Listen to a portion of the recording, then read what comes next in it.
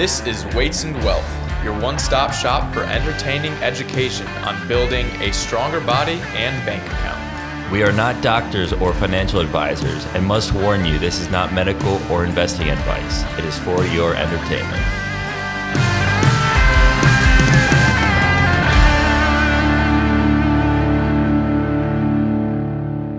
Welcome back to Weights and Wealth. We are so excited that you're here to join us for this episode and hope you're with us every week for a considerable amount of time. Nick, what is our current podcast ranking? Number 1 in our category. What's our category? We got fitness, faith, family, freedom, and finance. Oh, yeah. All right. Nick, you want to lead us in with a shout out? Sure. Today's shout out goes to Stacy Smith and Aaron Spencer. First and foremost, for being wonderful clients of mine. And secondly, for having me on their podcast, which I don't know if we shared with all of you, but I featured on their podcast.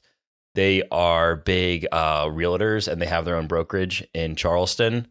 And we were just talking about the ins and outs of taxation of short-term rentals and long-term rentals because they're very different.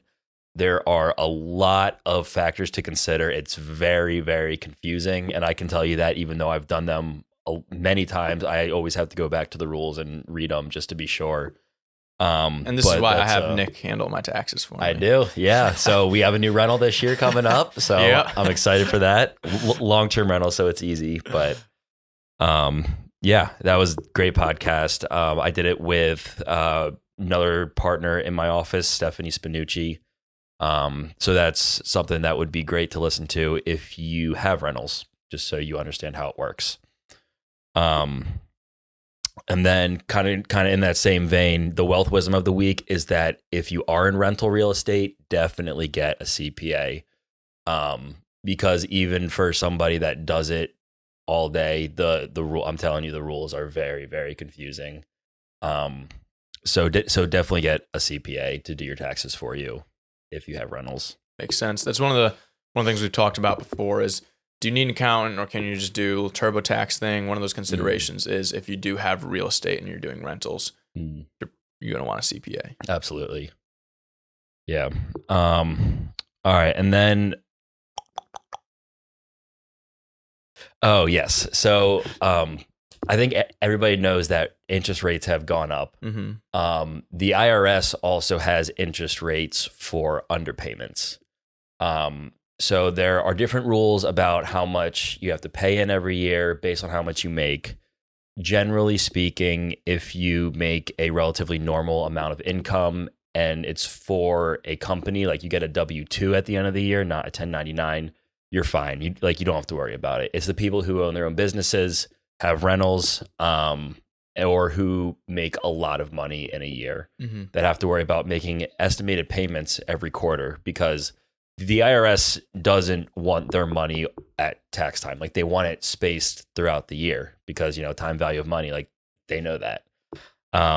So they want it throughout the year and it was a couple years ago, it was 3% and now it's 8%. So that's a significant difference if you don't pay in enough on time.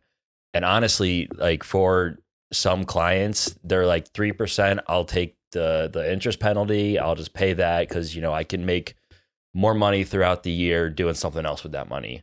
Now that it's 8%, people want to pay that in on time. Yeah.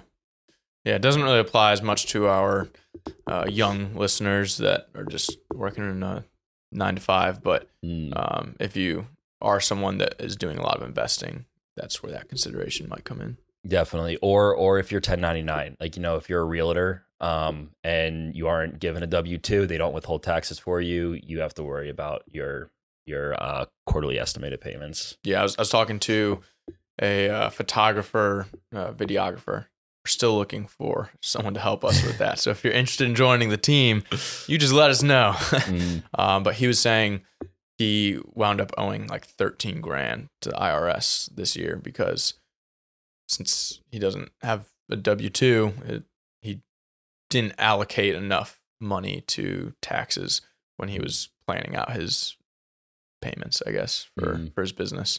Because when you own your own business and you're just accepting those payments, this goes for personal trainers as well. It's the exact same thing. Like you have to set aside some of that money that you're making for taxes. Mm-hmm.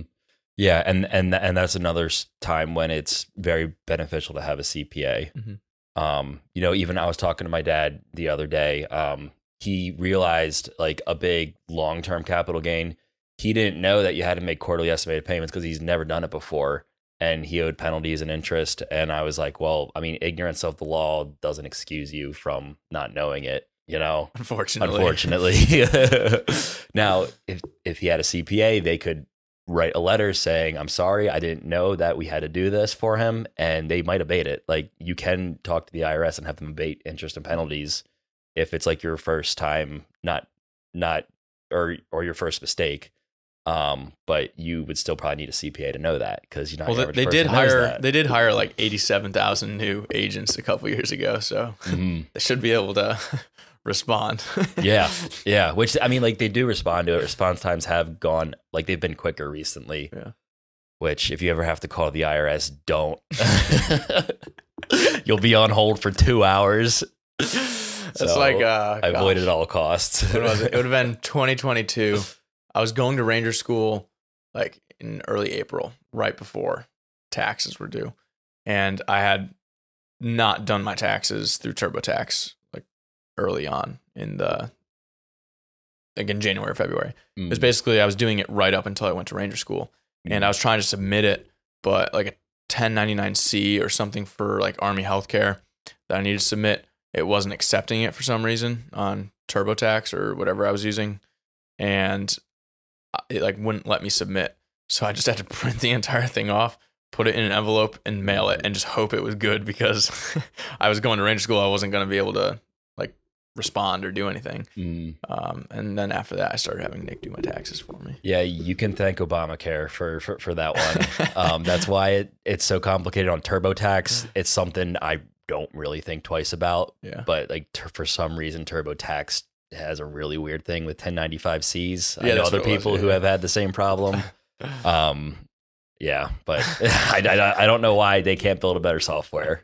Is that all we've got for the intro? Yep. All right. That's moving on to topic for today. We've got great jobs to get into for our younger audience, and then we'll follow that up on the weight side of things with great exercises that people don't do. So this will be kind of a interesting episode for just maybe things you haven't considered, especially for on the job side if you're in high school and looking at what you want to do. Yeah. So on the well side, we'll start pretty broad, and then we'll get to like specific jobs that we think are going to do well in the future. But the first thing is that I think so this is an opinion. The first few are opinions. Well, I mean, I guess they're all opinions. Yeah. But is like to be serviceable at the main job, proficient. Like, you don't have to excel at it, but just be average. And then have skills that are tangentially beneficial, that you will really excel at when compared to the rest of the people. So my example is an accountant with really, really good people skills, because at the end of the day, most jobs, and to be highly successful at a job, a lot of jobs boil down to sales. And same thing with accounting. It's if you can bring in clients, you're going to be a partner. Yeah. So even if you're not the best accountant in your firm, if you've got good people skills, it puts you above everyone else. So making sure that you develop that other skill set for whatever your job is, having a skill set that pairs nicely with what your job is to help excel you above everyone else. Yeah. And then we have one for the Army. There's a stereotype with the Army. I'll let say you it. No, you got it, Nick. This is your comment. So if you're in the Army with an IQ above 70, which Ted, I think you're 71, 72. Yeah, right around there. Yeah, so just on the he's edge. Been doing very well at it. Yeah. So that's my first point. Second one is, I mean, it's kind of counter to the first one, but is that if you're the top 1% in any field, I think you'll be wildly successful. Yeah, even if it's basket weaving. Right. You're the top 1%. Yeah, you're going to be the one selling all the baskets. So, you don't necessarily have to think like, oh, this job, like I think it's good to be a big fish in a small pond. But, don't hesitate to take a job because you think it's beneath you or because you think you're too smart to take that job. It also gives you a lot of leverage. It does. When I was a personal trainer in Dayton, I won't say the company, but someone at the gym reported me to the Dayton Department of Public Health because this was during COVID, and I wasn't wearing a mask because I'm not going to wear a mask all day in the gym, even though that was the policy for the county. So after I got reported, my manager came to me and was like, "Hey, you got reported, and like everyone needs to start wearing masks." And I was like, "Okay, I don't want to do that. So if you want to lose me, you can like force me to do it, but you're gonna lose me." And they were like, "Oh well, we can't afford to lose you, so you're fine." Yeah. So if you're at the top of your field and you have leverage like that, it just helps make your life a little bit better, I guess. No, it does. You definitely do have, like, you can get away with more in some areas than somebody who's not as good at. Yeah. So if you're really stubborn like me, I guess that helps. And then the other thing is that if you are, the top 1%, you can charge people a whole lot more because you're getting the clientele that want the top 1%. And you can kind of charge them what you want because they see the value that you're providing. So I don't know. Do you have any experience with that, or like have you seen that in the personal training? Like I know some people do like home visits and all that kind of stuff. I mean, there's so many different avenues that people go down. Especially, I feel like COVID kind of jump started it, where you saw online really explode. But I was looking at some statistics for that other episode, the one we just recorded. I forget if that comes. It might be 77. It might be the one after this. I don't know. An episode that we just recorded, we were talking about some studies around trainers and having a personal trainer. And when I was doing the research for that outline, I came across a stat that broke like a pie chart into where trainers work, which ones are in a big box gym, which ones are online, and which trainers do basically like house calls, and which trainers train from their home and have people come to their home. And it was the percentages for trainers that had people come to their home in their gym and that did house calls were a lot higher. They're both like in the teens, which I was shocked by. Wait, the teens as in what? Sorry, what was like the percentages were like 14% and like 17%.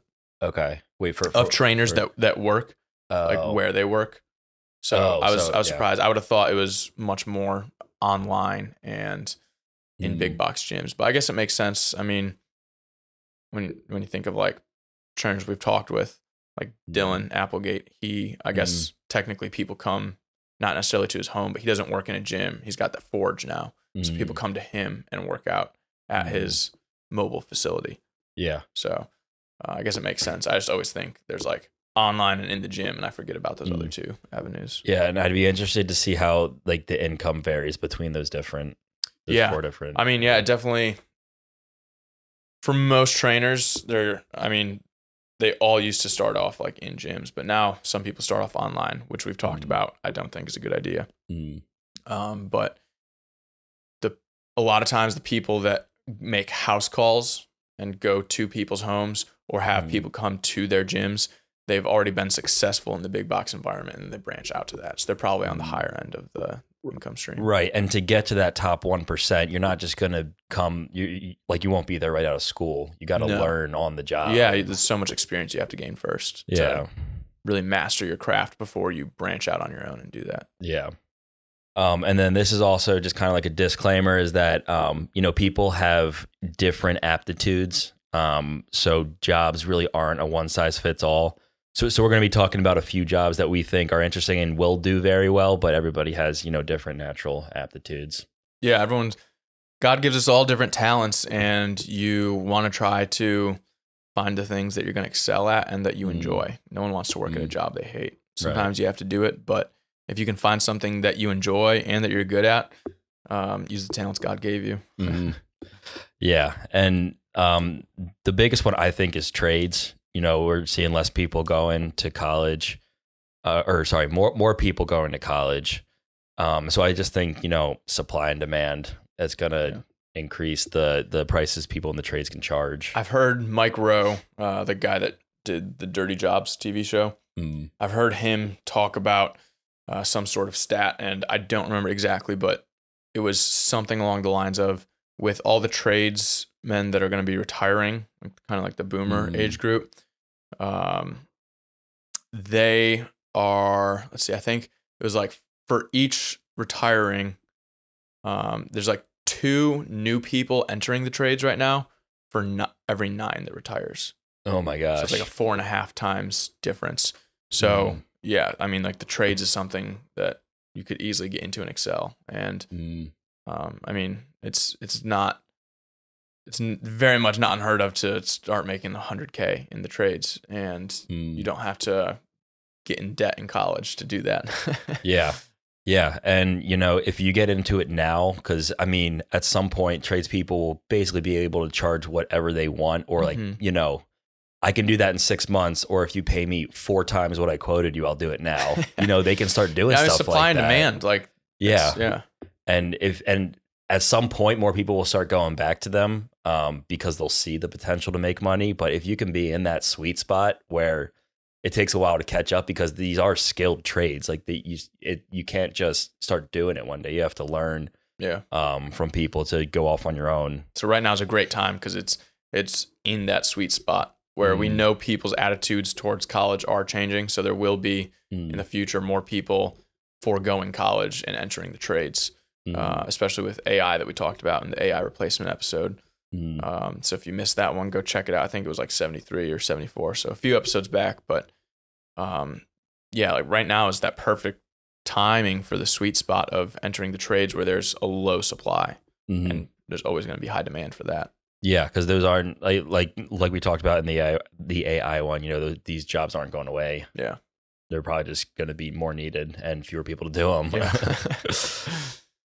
Yeah. Another thing we've got is a mobile car dent guy. So recently, I was on base and someone hit like the corner of my truck, probably when they were pulling in or pulling out of a parking spot, and they left like a little dent in the front above the wheel well and a little scratch.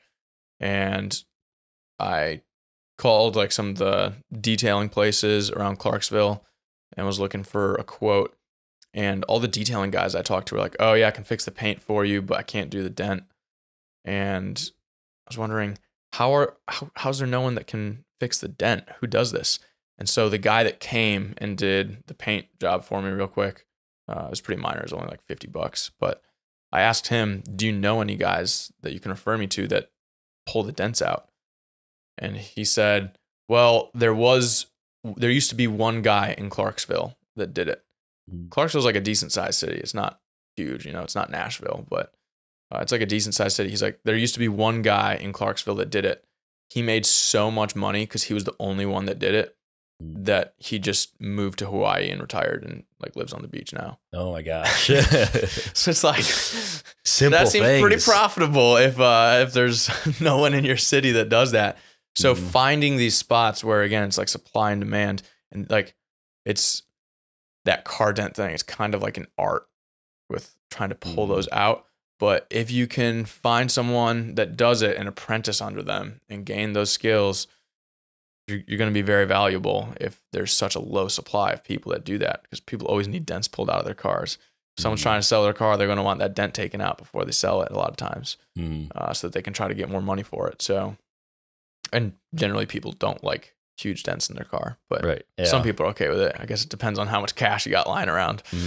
And yeah, I think kind of like similarly, oil changes, like that's like a mobile oil change thing, because I've been putting mine off since I was busy with work. I just couldn't find time to go, and like I would have paid I didn't look into it, but I would pay somebody to come to like my work, do it while I'm working. I can do it for you later. Okay. I do all my own oil changes. You do? I don't think I've ever I'll show you how to tried do it. It's I've very heard easy. It's not that hard. It's so easy. For anyone out there, oil changes are just about the easiest car maintenance you can do. Doing something like brakes and having to pull off the tires, a little more complicated, but if you have just like a little car jack and a little flat area, you can jack your car up and do an oil change real quick. You just pull out a little bolt and then you just pull out the oil filter. It's and put the oil in. Once you put those back in, and very easy, and it saves money too. So like if you have the tools, generally, because sometimes I've been too busy or it was like the winter and I just got my oil change done by a shop. For my truck, because of how much oil it takes, that's like $120. But because of my AutoZone rewards, AutoZone also has a really good reward system. Shout out. If you do 5 $20 purchases, you get $20 off your next purchase. And I'm on the old reward system where I only need 3 credits, not 5. Wow. So if I go and I'm buying $70 worth of stuff, if I split that onto different purchases, pretty much every time I go, I get $20 free. So like this last oil change I did for Alex and I, it cost $90 total for the oil filters and the oil that we needed. And I also did my cabin air filter and my engine air filter. So got all that for $90 and did both of those oil changes. Whereas it would have been like $180 at a shop to do it. So literally half. And if you like working, I guess like some people don't want to do that. They don't want to get dirty and do it. But if you like working on cars or figuring things out, you can search for any car you have. You can search on YouTube how to do X year, make, model oil change. It's very easy. So yeah, maybe we'll get that done tonight for you. Okay, that'd be awesome because it's needed right now. All right, shall we go on to great exercises people don't do? Do we have anything else? I've got one more written down here that I thought of for great jobs to get into. This is, if you haven't checked out, and maybe if you're a newer listener, do you know what episode our interview with Ricky was? It was early on. It was like 40 something. It might have been 40. It might have been 40 on the dot. Around episode 40, if you scroll back, we have an interview with Ricky Bonchek, and he has a homestead. He's a guy I met at the coffee shop. He's talking with another guy I met, Paul, who I started going to church with, but they were at a church, and I started going to their church in Clarksville because I was looking for a church. It was right when I showed up. They were talking about the Bible in the coffee shop. I went over, started talking with them, and then we interviewed Ricky. And I just recently, before I left Clarksville, got coffee with Ricky, and he was telling me about some business ventures he was getting into. Ice machines are a huge thing in the South. If you're up north, you probably don't know what these are, but they're these huge like ice vending machines on the side of the road. Sometimes they're in parking lots for like strip malls, but it costs like 13 to 17 cents for the ice machine to make a bag of ice, and then you can sell it for like $4 or $6. So ice machines and even just vending machines and ATMs, people make a lot of money just getting vending machines and refilling them themselves, and you can make a decent profit on that if you do it right and you put them in the right areas. So that's like it doesn't even really seem like a job because you don't need to spend that much time doing it. It's almost more like a passive income stream. But that's definitely something you could look into if you have no idea what you want to do. Yeah. Yeah. Yeah, I know a guy at my work did the vending machine thing, and he bought them, he paid them off, made profit, and then sold them. So, and that's one of the other things with owning your, I guess, business. Like this is a small business, but you know your expenses are paying off your assets, which then you can sell later on. It's basically like real estate. Yeah, exactly. So. Yeah. All right. Moving on to the weights. We'll get into some great exercises that you usually don't see people doing at the gym. This first one is probably the one that you see most commonly at the gym. It's a Hammer Strength, which that's a brand, but the Hammer Strength style plate-loaded row and press machines. A lot of times you don't see people using these. They're not in every gym, but they're really good machines because they give you a bunch of stability and allow you to drive more output, especially for a beginner. The easiest example to compare it to is leg press versus squat. If you put a beginner on a leg press, they can hit their threshold and get more tension much faster and easier than having to learn how to squat. Of course, at Weights and Wealth, we recommend you learn how to squat, and barbell squatting is so good for so many reasons, but a lot of people neglect that Hammer Strength style row and press machine even though they're very good, especially for beginners. And I did a video recently on Tensilift Help on the seated plate loaded row machine. And the reason I did it is because I put it up on my story when I was lifting, and everyone was like, what was that machine? I got like 12 DMs asking what the machine was. And I was like, all right, I guess I got to do a video on this showing people how to use it. But that's my first one. Second one we've got here is Zercher squats. Nick, do you Zercher squat much? I haven't, no.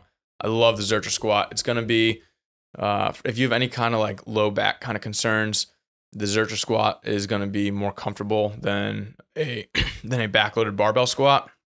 A lot of times, the Zercher squat is you're basically holding the bar in your elbows. So you're holding your arms up in front of you with your hands up, and then you're just putting the bar on the inside of your elbows, and you're squatting that way. So it changes the center of mass, and it is a really good exercise. Some people don't like it because it hurts their elbows. I would say you got soft elbows, if that's but you can put like with Zercher movements, you can put a pad on the bar, or like what people do with the hip thrust, putting like sweatpants under the bar.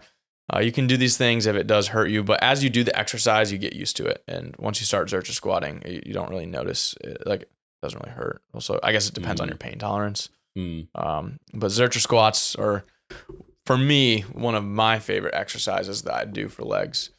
It also just helps you feel really powerful because you got your whole upper body involved. Yeah. You feel very powerful doing them. Yeah. No, I do a decent amount of front squats, and those definitely, like when I take a break from lifting and then start doing it again, I think it was my back that was really, really sore from doing front squats. Yeah, your back, I mean, you get so much work with a Zercher squat or front squat from your back because of that thoracic rounding, the isometric in your back. It's just like a deadlift. That isometric lift for your back is going to put a lot of tension on your back and help build it. For the next one, we've got heavy carries. And the one after that is sled work. So these are both becoming a lot more popular. You used to not really see people doing them, and now people are doing them way more. With the heavy carries, farmer walks, suitcase carries, there's a lot of different ways you can carry things. You can even be carrying one thing with a straight arm on one side and like rack a kettlebell up by your shoulder on the other side and have this offset kind of move going.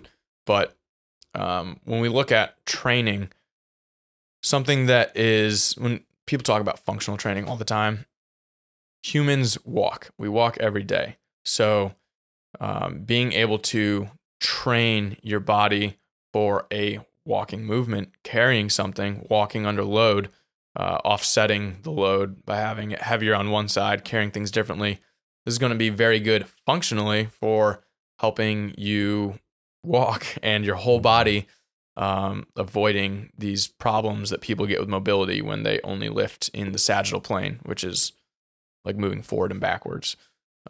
So heavy carries, full body exercise, really great. We love the full body exercises here at Weights and Wealth because a lot of people aren't going to lift 5 times, 6 times a week. If you're only lifting 2 or 3 times a week, you want to be hitting those full body exercises to make the most of the time that you are lifting. So yeah. No, I love my farmer's walks. I do lots of just dumbbell farmer's walks. I do different weights too. No, I feel like that definitely works your core a lot. Yeah. That is one of my favorite exercises. That's one of the ones that I'll do, 4 or 5 times a week. Yeah. And just because I love doing it, and I want big forearms. Yeah. So talking grip strength, Nick mentioned core, great for the core, especially if you're offsetting the weight. And Nick, can you grab me a water? Yeah. So when you're walking, when you're changing step to step and changing legs, so much, like 70-80% of the load winds up going through your QL, which is quadratus lumborum. It's the muscle. It's kind of like to the sides of your spine. It's not in the center of your back. It's off to the side on both sides a little bit. But some people have QL issues because they're just really weak there. And if you're training something like a heavy carry, you're going to be working the QL. So yeah, I mean, something else that I really like with those is I'd like to track my like double overhand deadlift max too. Because at that point, it's my grip that's limiting it. Yeah, and absolutely. With heavy carries, I saw that number go way up. Yeah. Yeah. When I started doing heavy carries all the time, I definitely noticed my forearms getting bigger and my biceps. Don't sleep on that. Heavy carries for biceps for sure. Next, sled work I mentioned, becoming a lot more popular in the last few years, especially with the whole knees over toes movement. Really trying to convince people to do sled work. Sled work is great because you're just doing the concentric. So if you aren't sure these terms I'm throwing out, I'm sorry, I try to explain them as I go, but concentric, eccentric, isometric. So if we look at a bicep curl, the concentric is when you're curling up and your muscle is shortening. The eccentric is the muscle lengthening under load, and you're resisting that load to a certain extent on the eccentric portion. So that'd be lowering the dumbbell. And then the isometric would be just holding it steady at like a 90-degree angle, or really any angle. But that's the isometric. You're just there's tension on the muscle, but the muscle isn't lengthening or shortening.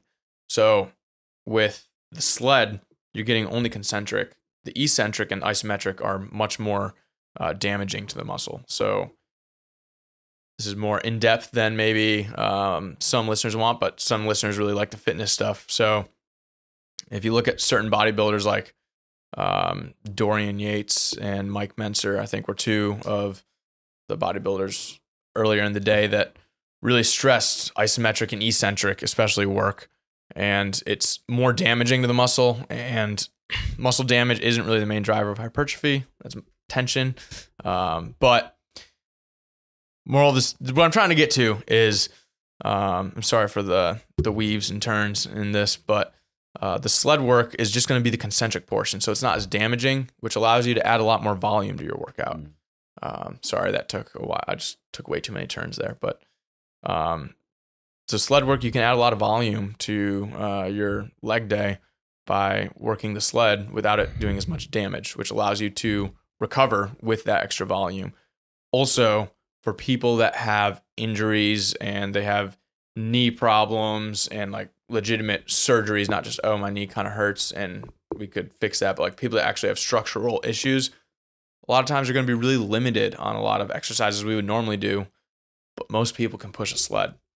And so the sled works for everyone. And again, it's functional. It's that walking movement pattern. Yeah, I think Sean got sled work in our draft. I think you got the heavy carries, right? I think so, yeah. Was Zercher taken? Zercher? I don't know if anyone took the Zercher squat in the draft. I'd have to look back. The exercise draft episode was a really fun one. Definitely make sure you go back and listen to that one if you missed it. Yeah, it's okay. Oh, also, last thing I wanted to mention with the sled work is, although it is becoming more popular, most people still go straight forward and back with it. You can do lateral sled walks, especially if you got weak hips. Doing some lateral and like walking sideways while dragging the sled is going to be really good for your hips. So yeah, I think we should get a video of that, of you doing that, and we'll post that. It's in my program right now. So Workout Wednesday. Yeah, Workout Wednesday. It'll be up there. Next we've got Cossack squats. So a lot of these exercises we're starting to get out of that sagittal plane, and that's why they're unusual exercises. Again, sagittal plane is basically exercises, it's most exercises in the gym, but you're going forwards and backwards. This is going to be more lateral plane. You're going side to side with the Cossack squat.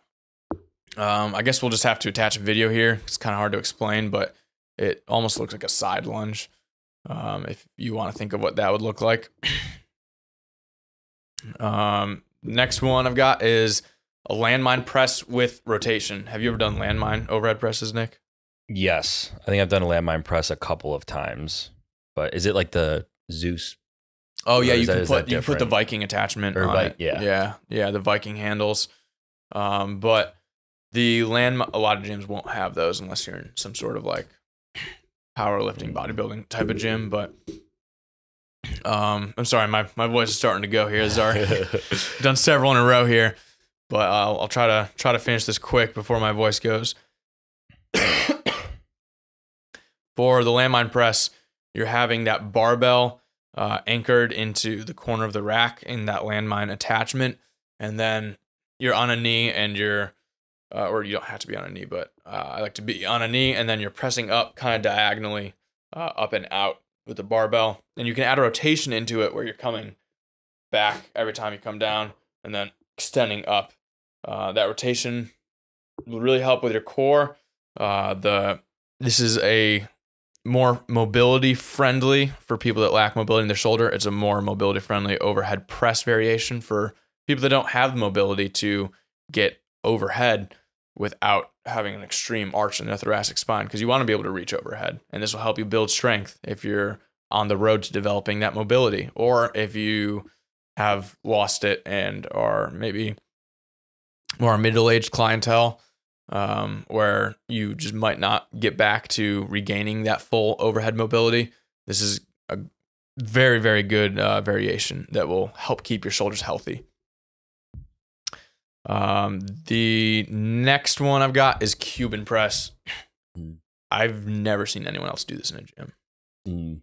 So I'm guessing it's not what I'm thinking it is. What is it? Where you take a kettlebell with a single arm and just go up and down while trying to balance it. No, that's I call that a bottoms up kettlebell press. One of my favorite shoulder mobility movements. I use it quite often with clients that were trying to get their shoulders healthy. But a Cuban press, if you want to envision like an upright row with dumbbells, but then you're flipping them and going straight up. So really, really good for rear delt development, which I honestly lacked for a while. My shoulders, my rear delts were a lagging body part for me. I started adding in Cuban press. I had to start really light. I was shocked by how light I had to start. I had to start with like 15-pound dumbbells. Even though I'd been doing upright rows, just like flipping it, since I don't do any kind of Olympic lifts, I was just really lacking that movement pattern. So I started with 15s, and now I use 45s and 50s for it. But my rear delts, I think, really benefited a lot from that.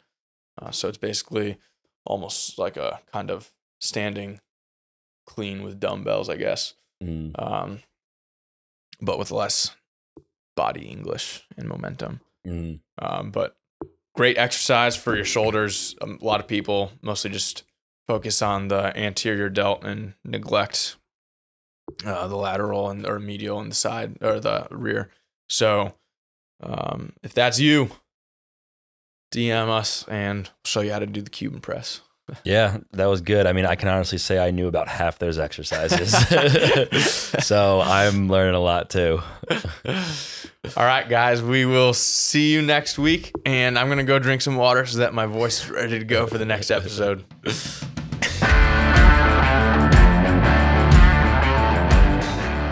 Thanks for joining us today at Weights and Wealth. And don't forget to apply today's lessons to live healthy and wealthy. If this conversation will contribute to your fitness and financial gains, please share it with a friend or family member and give a 5-star review so more people can lift bigger weights and get bigger bank accounts.